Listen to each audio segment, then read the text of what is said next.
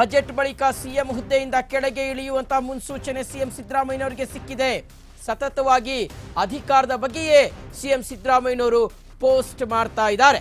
ಅಧಿಕಾರ ಹಂಚಿಕೆಯ ಪ್ರೊಸೀಜರ್ ಶುರು ಮಾಡಿದ್ರ ಹಾಗಾದ್ರೆ ಕಾಂಗ್ರೆಸ್ ನಾಯಕರು. ಸತೀಶ್ ಜಾರಕಿಹೊಳಿ ಭೇಟಿಯ ವೇಳೆ ಖರ್ಗೆ ಅವರಿಂದಲೂ ಸಹ ಇದೇ ಒಂದು ಅಭಯ ಸಿಕ್ಕಿದೆ.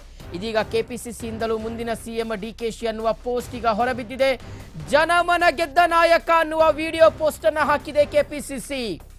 ಎಕ್ಸ್ನಲ್ಲಿ ಪೋಸ್ಟ್ ಮಾಡಿರುವಂಥದ್ದು ಕರ್ನಾಟಕ ಪ್ರದೇಶ Congress committee.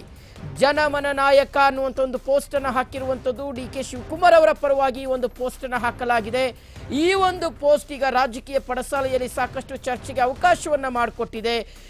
Power sharing fight ಮಧ್ಯೆ ಡಿಕೆ ಶಿವಕುಮಾರ್ ಅವರ ಪಟ್ಟಾಭಿಷೇಕದ ಮಾತುಗಳು ಹರಿದಾಡ್ತಾ ಇದೆ. ಬಜೆಟ್ ಬಳಿಕ ಸಿಎಂ ಸಿದ್ದರಾಮಯ್ಯನವರು ತಮ್ಮ ಹುದ್ದೆಯನ್ನ ಡಿಕೆ ಶಿವಕುಮಾರ್ ಅವರಿಗೆ ಬಿಟ್ಟು ಕೊಡ್ತಾರೆ ಅನ್ನುವ ಸುಳಿವು ಈಗ ನಮಗೆ ಲಭ್ಯವಾಗ್ತಾ ಇರ್ತಕ್ಕಂಥದ್ದು. ಮೊನ್ನೆಯಷ್ಟೇ ನಿನ್ನೆ ಸತೀಶ್ ಜಾರಕಿಹೊಳಿ ಅವರು ಎಚ್.ಸಿ. ಮಹದೇವಪ್ಪ ಅವರು ಮಲ್ಲಿಕಾರ್ಜುನ ಖರ್ಗೆ ಅವರನ್ನ ಡೆಲ್ಲಿಯಲ್ಲಿ ಭೇಟಿಯಾಗಿದ್ರು. ಆ ಸಂದರ್ಭದಲ್ಲಿ ಸತೀಶ್ ಜಾರಕಿಹೊಳಿ ಅವರು ಹೊರಗಡೆ ಬಂದು ಒಂದು ಮಾತನ್ನ ಹೇಳ್ತಾರೆ ವೀಕ್ಷಕರೇ.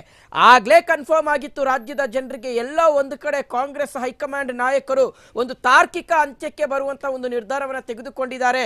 ಎಲ್ಲ ಒಂದು ಕಡೆ ಇಷ್ಟೂ ದಿನಗಳಿಂದ ಅದು ನವೆಂಬರ್ ಕ್ರಾಂತಿ ಆಯಿತು, ಸಂಕ್ರಾಂತಿ ಕ್ರಾಂತಿ ಆಯಿತು, ಜನವರಿ ಕ್ರಾಂತಿ ಆಯಿತು, ಎಲ್ಲ ಕ್ರಾಂತಿಗಳ ನಂತರ ಹೈಕಮಾಂಡ್ ಇನ್ನಿ ವಿಚಾರವನ್ನು ಎಳೆದಾಡೋದು ಬೇಡ, ವೆಯ್ಟ್ ಈಸ್ ಓವರ್, ಸಾಕಿಷ್ಟು ದಿನಗಳ ಕಾಲ ನಾವು ಎಳೆದಾಡಿದ್ದು ಸದ್ಯಕ್ಕೆ ಫುಲ್ ಸ್ಟಾಪ್ ಅನ್ನು ಹಾಕೋಣ, ಈ ಎಲ್ಲ ಗೊಂದಲಗಳಿಗೆ ತೆರೆ ಎಳೆಯೋಣ ಅನ್ನುವ ಒಂದು ನಿರ್ಧಾರಕ್ಕೆ ಬಂದಿರೋ ಹಾಗೆ ಕಾಣಿಸ್ತಾ ಇದೆ ಅನ್ನುವ ರೀತಿಯಾದಂಥ ಅಭಿಪ್ರಾಯಗಳ ಹಾಗೆ ಹುಟ್ಕೊಂಡಿತ್ತು.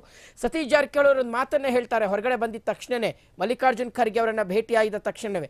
ಮಾಧ್ಯಮಗಳು ಪ್ರಶ್ನೆ ಮಾಡ್ತಾರೆ ಡೆಲ್ಲಿಲಿ, ಏನು ಸಾರ್ ನಾಯಕತ್ವ ಬದಲಾವಣೆಗೆ ಸಂಬಂಧಪಟ್ಟಂತೆ ಏನು ತೀರ್ಮಾನ ತಗೊಂಡಿದ್ದಾರೆ ಅಂತ ನಿಮ್ಮ ಹೈಕಮಾಂಡ್ ನಾಯಕರು ಅಂತ ಪ್ರಶ್ನೆ ಮಾಡಿದಂಥ ಸಂದರ್ಭದಲ್ಲಿ ಮಲ್ಲಿಕಾರ್ಜುನ ಖರ್ಗೆ ಅವರು ಫೈನಲಿ ಒಂದು ಮಾತನ್ನು ಹೇಳಿಬಿಟ್ಟಿದ್ದಾರೆ, ನಾವು ಒಂದು ನಿರ್ಧಾರವನ್ನು ತೆಗೆದುಕೊಂಡಿದ್ದೀವಿ, ಒಂದು ಕನ್ಕ್ಲೂಷನ್ಗೆ ಬಂದಿದ್ದೀವಿ, ನಾವು ಒಂದು ಕನ್ಕ್ಲೂಷನ್ಗೆ ಬಂದಿದ್ದೀವಿ ಅಂತ ಮಲ್ಲಿಕಾರ್ಜುನ ಖರ್ಗೆ ಅವರು ನಮ್ಮ ಹತ್ರ ಹೇಳಿದ್ದಾರೆ. ಸೊ ಎಲ್ಲ ಗೊಂದಲಗಳಿಗೆ ತೆರೆ ಎಳೆಯುವ ನಿರ್ಧಾರಕ್ಕೆ ಹೈಕಮಾಂಡ್ ನಾಯಕರು ಬಂದಿದ್ದಾರೆ ಅಂತ ಸತೀಶ್ ಜಾರಕಿಹೊಳಿ ಅವರೇ ಡೆಲ್ಲಿನಲ್ಲಿ ನಿಂತ್ಕೊಂಡು ಈ ಮಾತನ್ನ ಹೇಳ್ತಾರೆ. ಮಗದೊಂದು ಕಡೆ ಎಚ್.ಸಿ. ಮಹದೇವಪ್ಪ ಅವರು ಸಹ ಸತೀಶ್ ಜಾರಕಿಹೊಳಿ ಅವರ ಮಾತಿಗೆ ಧ್ವನಿಗೂಡಿಸ್ತಾ, ಹೌದು ಹೈಕಮಾಂಡ್ ನಾಯಕರು ಒಂದು ತೀರ್ಮಾನಕ್ಕೆ ಬಂದಿದ್ದಾರೆ, ಆ ತೀರ್ಮಾನ ಶೀಘ್ರದಲ್ಲಿಯೇ ನಡೆಯುತ್ತೆ, ಈ ತಿಂಗಳ ಅಂತ್ಯದ ವೇಳೆಗೆ, ಫೆಬ್ರವರಿ ತಿಂಗಳ ಅಂತ್ಯದ ವೇಳೆಗೆ ಅಥವಾ ಮಾರ್ಚ್ ಮೊದಲ ವಾರದ ಒಳಗಾಗಿ ಮುಖ್ಯಮಂತ್ರಿಗಳನ್ನ ಉಪಮುಖ್ಯಮಂತ್ರಿಗಳನ್ನ ಡೆಲ್ಲಿಗೆ ಕರೆಸ್ಕೊತಾರೆ ಅನ್ನುವ ರೀತಿಯಾದಂಥ ಮಾತನ್ನ ಎಚ್.ಸಿ. ಮಹದೇವಪ್ಪ ಅವರು ಹೇಳಿದ್ರು.